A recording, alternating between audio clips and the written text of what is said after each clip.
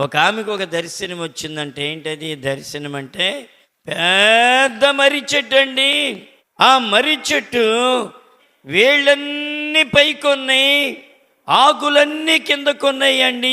దర్శనం వచ్చింది అని చెప్పిందంట దేవుని యొక్క సేవకునికి. అమ్మ అమ్మ అమ్మ అలా రాకూడదమ్మా, చెట్టు తిరగబడతామంటే చాలా ప్రమాదం అమ్మా, జాగ్రత్త అమ్మా అని చెప్పాడంట సేవకుడు. ఈయన సరిగ్గా చెప్పలేదు నాకు. ఇంకో పాస్టర్ గారి దగ్గరికి వెళ్ళిందంట ఆమె.